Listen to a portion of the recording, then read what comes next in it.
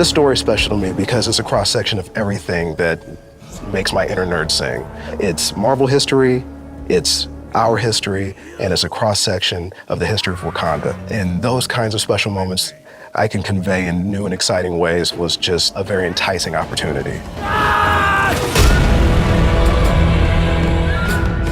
My name is Todd Harris. I'm the creator, showrunner, and one of the directors for Marvel's Eyes of Wakanda.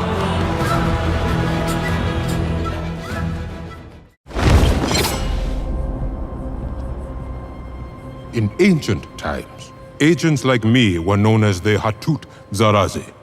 But now, they call us war dogs.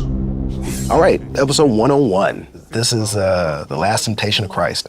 This is our hero, Winnie Harlow, as Noni, showing up to confront the ultimate bad guy, the Thulsa Doom of the situation, the Colonel from Apocalypse Now, the person that she is reflected in the most. What does he have to offer her? And what does he want from her?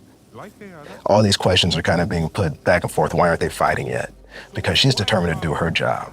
So this kind of conflict and this kind of doubt, we were trying to give our hero a quandary, a moral quandary to kind of deal with. Because not only is she dealing with the bad guy, but the fact that they are so similar should raise doubts in what she's doing. So any good fight, any good action sequence, it's tension. You have a moment of quiet, it's contraction, release, and that rhythm is the thing that we are always trying to pursue, just like any good story. It has its highs, its lows, its crescendos, its hooks. Like all these things are kind of at play now as we kind of build up this tension. So when it finally releases, there's some satisfaction. We have Cress with his charm and authority, guiding that silk-covered blade in between her ribs, trying to poke at her heart to get her to turn. But, as bad as the Hatusa Razi are, she's a trained Dora, and the only people badder than them are the Black Panther. And he knows this, because he's too smart not to know how dangerous she can be. So when this fight happens, it's more than calculation, it's passion. And we want to portray that, because not only are there principles involved, where you have a Wakandan who's no longer wanting to be a Wakandan, but you have two reflections of each other trying to fight for dominance. Noni is, in her heart of heart, a woman who always wanted to be a Dora, but she sees too much. And he was a man that looked into the abyss and blinked and decided to become the thing that Wakanda was trying to avoid. And incorporating some of these wushu and kung fu aspects into this, we have the drapery fight. There's so many references coming in here in terms of art style, lighting, classic American stuff, and also some Hong Kong cinema with a little bit of good old-fashioned American comic book action posing. But this was a very exciting fight for all of us to do.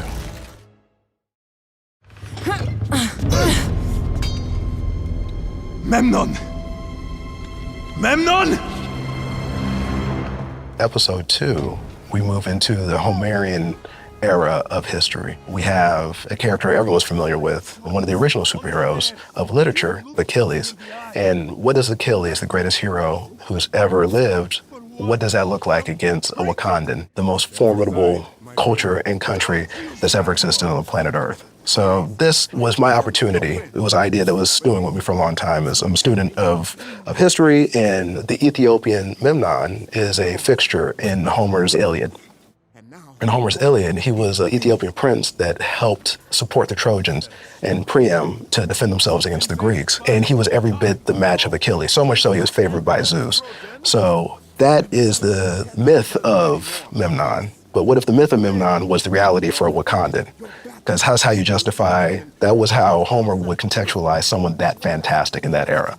And so putting Memnon as a real historical figure in the Homerian lore, bringing him into the Marvel Universe, what does that look like? And, making him Wakandan and kind of telling the story of history is not what you think it is. Because Homer is not necessarily history, it is an account that finds truth in some historical events, and it's the truth that the Greeks want to use in order to prop up their narrative, because it's a story told by the villains, because they were the invaders. So this was the heavyweight bout for the show. Two big guys fighting it out for king and country. And What does that mean when you're fighting your best friend? Where do your principles and your obligations start and your love for your brother begins? And they come in violent conflict. And even at the very end of this, there's regret in every one of those blows. No!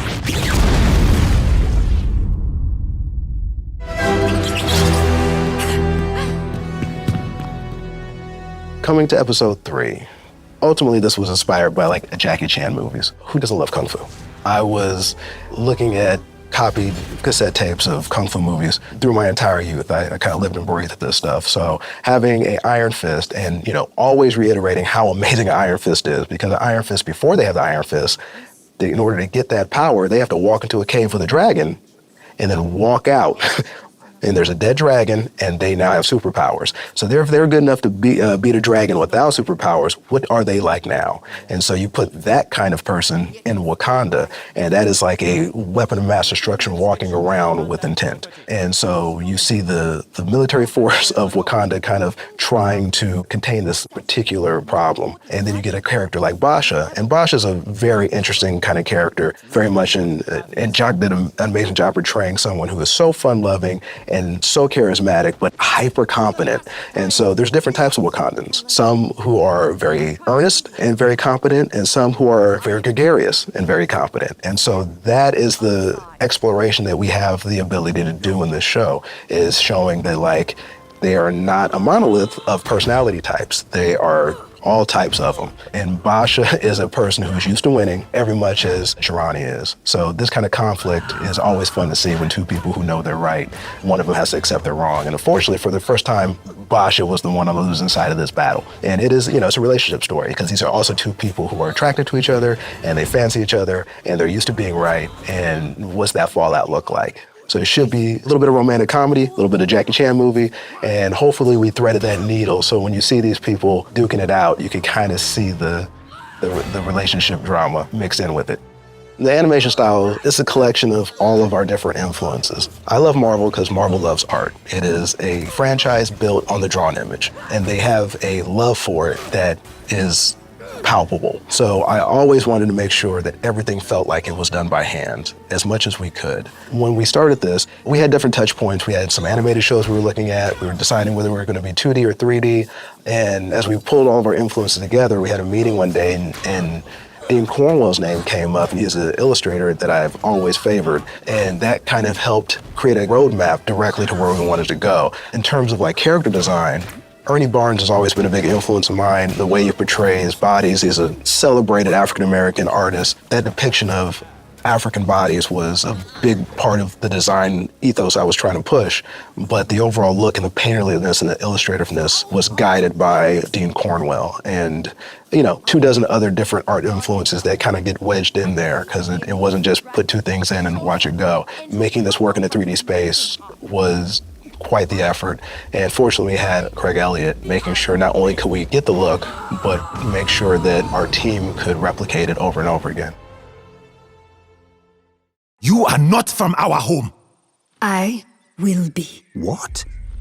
What does that even mean? All right, here we are, episode 4. Every story has to come to an end. This was kind of our horror beat of the show, where, it's very driven by movies like Predator, Terminator. An unstoppable force comes in with completely unknown abilities, and it confronts people who are used to being at the top of the food chain. What do they look like when they're on their heels now? Not only are they tactically on their heels, but their worldview is going to be shaken to the core. So when we have this flash in the future and we see for the first time the one thing they knew which was impossible, which was the end of Wakanda, what does that do? How can they reconcile what they're seeing with what they know is impossible? Because they've met this woman who has things they've never seen, Anika Noni Rose, who with so much passion and grace and power, convincing these people, her people, that the world's going to end if they don't listen. That was the arc of this whole episode, and coming to terms with that and their duty.